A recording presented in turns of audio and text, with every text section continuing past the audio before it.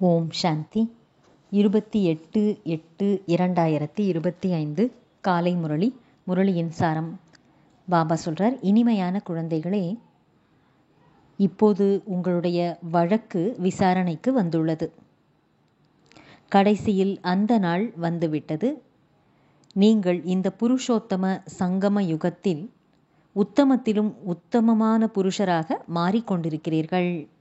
கேள்வி: வெற்றி மற்றும் தோல்வியுடன் தொடர்புடைய எந்த ஒரு கீழான செயல் மனிதர்களுக்கு துக்கம் அளிக்கிறது? பதில்: சூதாட்டம்.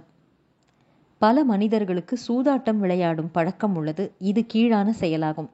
ஏனென்றால் தோல்வி அடைவதால் துக்கமும் வெற்றி அடைவதால் குஷியும் ஏற்படும். குழந்தைகளே, தெய்வீகமான கர்மங்களை செய்யுங்கள் என்று குழந்தைகளாகிய உங்களுக்கு பாபா கட்டளையிடுகின்றார். நேரம் வீணாகும்படி எந்த ஒரு வேலையும் செய்யக்கூடாது. எப்போதும் எல்லையற்ற வெற்றியடைய முயற்சி செய்யுங்கள். பாடல்.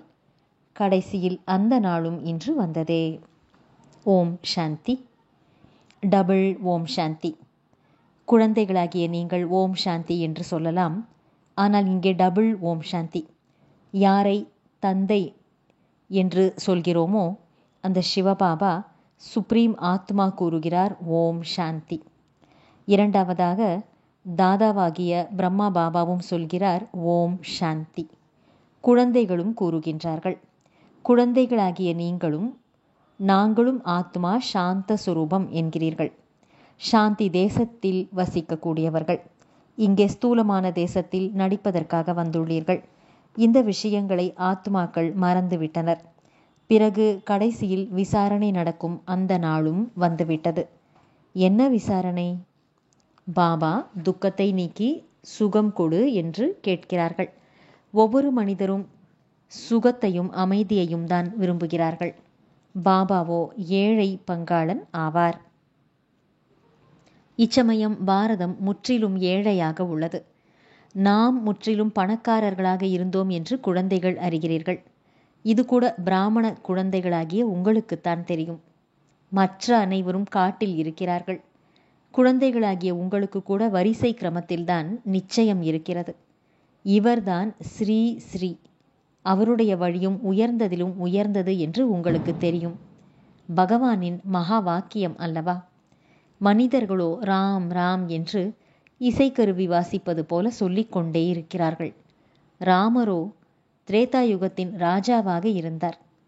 அவருக்கு நிறைய மகிமைகள் இருந்தன. ஆனால் 14 கலைகள் நிறைந்தவராக இருந்தார். 2 கலைகள் குறைந்துவிட்டன. அவரை பற்றித்தான் ராம் ராஜா ராம பிரஜா என்று பாடுகிறார்கள். நீங்கள் பணக்காரர்களாக மாறுகிறீர்கள் அல்லவா? ராமரை விட பெரிய பணக்காரர் லக்ஷ்மி நாராயணர் ஆவார். ராமர் ராஜா, ராமர் பிரஜா. ராஜாவுக்கு வள்ளல் என்று கூறுகிறார்கள் அல்லவா? அன்னதாத்தா என்றும் ராஜாவை அழைக்கிறார்கள். தந்தையும் வள்ளலாக இருக்கின்றார். அனைத்தையும் கொடுக்கின்றார். குழந்தைகளை உலகத்திற்கே அதிபதியாக மாற்றுகின்றார். அங்கே கிடைக்காத பொருள் என்று எதுவும் இல்லை. அதனால் பாவச் செயல் ஏற்படுவதில்லை. அங்கே பாவம் என்ற பெயரே இருக்காது. அரைக்கல்பம் தெய்வீகமான ராஜ்யம். பிறகு அரைக்கல்பம் அசுர ராஜ்யம் ஆகும். அசுர ராஜ்யம் என்றால் அதில் தேக உணர்வும் 5 விகாரங்களும் நிறைந்திருக்கும். இப்போது நீங்கள் படகோட்டி, அதாவது தோட்டக்காரரிடம் வந்துள்ளீர்கள். நாம் நேரடியாக அவர் அருகில் அமர்ந்திருக்கிறோம் என்று உங்களுக்கு தெரியும். குழந்தைகளாகிய நீங்கள் கூட இங்கு இருந்து கொண்டே மறந்து போகிறீர்கள். பகவான் கொடுக்கும் கட்டளையை ஏற்றுக்கொள்ள வேண்டுமல்லவா? முதலில் உயர்ந்தவரிலும் உயர்ந்தவராக மாறுவதற்காக அவர் ஸ்ரீமத் கொடுக்கின்றார். எனவே அவர் வழிப்படி நடக்க வேண்டுமல்லவா? முதலில் ஆத்ம அபிமானி ஆகுங்கள் என்று அவர் வழி கூறுகிறார். பாபா ஆத்மாக்களாகிய நம்மை படிக்க வைக்கின்றார். இதை உறுதியாக நினைவில் வைத்துக் கொள்ளுங்கள். இந்த வார்த்தைகள் நினைவில் இருந்தால் படகு கரையேறிவிடும். நீங்கள்தான் 84 பிறவிகள் எடுக்கிறீர்கள் என்று குழந்தைகளுக்கு புரிய வைக்கப்பட்டுள்ளது. நீங்கள்தான் தமோ பிரதானத்திலிருந்து சத்தோ பிரதானமாக ஆகிறீர்கள். இந்த உலகம் பத்தீத்தமானது மற்றும் துக்கமுடையதாகும். ஸ்வர்க்கத்தை சுகதாமம் என்று கூறப்படுகிறது. சிவபாபாவாகிய பகவான் நம்மை படிக்க வைக்கின்றார் என்று குழந்தைகள் அறிவீர்கள். நாம் அவருடைய மாணவர்களாவோம்.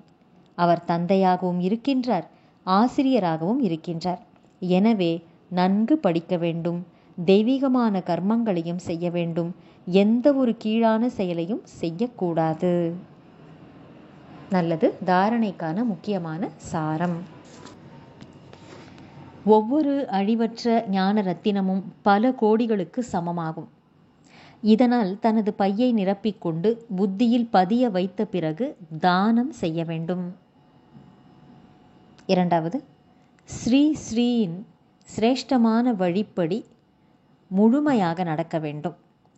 ஆத்மாவை சத்தோ பிரதானமாக மாற்றிக்கொள்வதற்காக ஆத்ம அபிமானி ஆவதற்கான முழுமையிலும் முழுமையான முயற்சியை செய்ய வேண்டும். வரதானம். அனைவருக்காகவும் சுபமான பாவ், அதாவது நன்மை பயக்கும் எண்ணங்களையும், சிரேஷ்டமான பாவனையை, அதாவது உயர்ந்த சிந்தனையையும் தாரணை செய்யக்கூடிய அன்னப்பறவையின் புத்தியுடைய தூய்மையான அன்னப்பறவை ஆகுக. விளக்கம். அன்னப்பறவையின் புத்தி என்பதன் அர்த்தம் என்னவென்றால், சதா ஒவ்வொரு ஆத்மாவிற்காகவும் உயர்ந்த மற்றும் நன்மை பயக்கும் எண்ணங்களை உருவாக்குவதாகும். முதலில் ஒவ்வொரு ஆத்மாவின் மனோநிலையை புரிந்து கொண்டு பிறகு தாரணை செய்வது. எந்த ஒரு ஆத்மாவிற்காகவும் அசுபமான, அதாவது நன்மை அற்ற மற்றும் சாதாரணமான எண்ணங்கள் இருக்கக்கூடாது.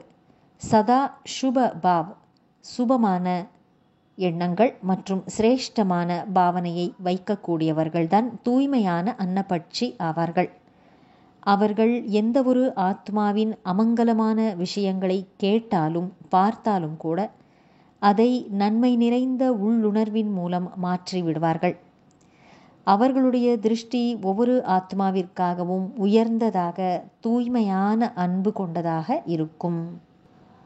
ஸ்லோகன். அன்பினால் நிரம்பிய கங்கையாக ஆகிவிடுங்கள். இதனால் உங்கள் மூலம் அன்பு கடலாகிய தந்தை தென்படுவார். நல்லது. இனிமையிலும் இனிமையான, காணாமல் போய் வெகு காலம் கழித்து தேடி கண்டெடுக்கப்பட்டுள்ள செல்லமான குழந்தைகளுக்கு தாயும் தந்தையுமான பாப்தாதாவின் அன்பான நினைவுகள் மற்றும் காலை வணக்கம். ஆன்மீக குழந்தைகளுக்கு ஆன்மீக தந்தையின் நமஸ்காரம். ஆன்மீக தந்தைக்கு ஆன்மீக குழந்தைகளின் நமஸ்காரம். அவ்யக்த சமிக்கை. சகஜ யோகி ஆக வேண்டும் என்றால் பரமாத்ம அன்பின் அனுபவசாலி ஆகுங்கள். நிறைய பக்த ஆத்மாக்கள் பிரபுவின் அன்பில் ஐக்கியமாக விரும்புகிறார்கள். மேலும் பலர் ஜோதியிடம் ஐக்கியமாக விரும்புகிறார்கள்.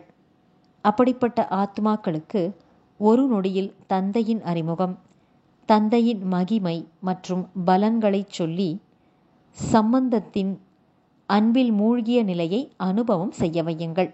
அவ்வாறு அவர்கள் அன்பில் மூழ்கினார்கள் என்றால் சகஜமாகவே லீன் ஆவது, அதாவது ஐக்கியம் ஆவது என்றால் என்ன என்ற ரகசியத்தையும் கூட புரிந்து கொள்வார்கள். நல்லது. ஓம் சாந்தி.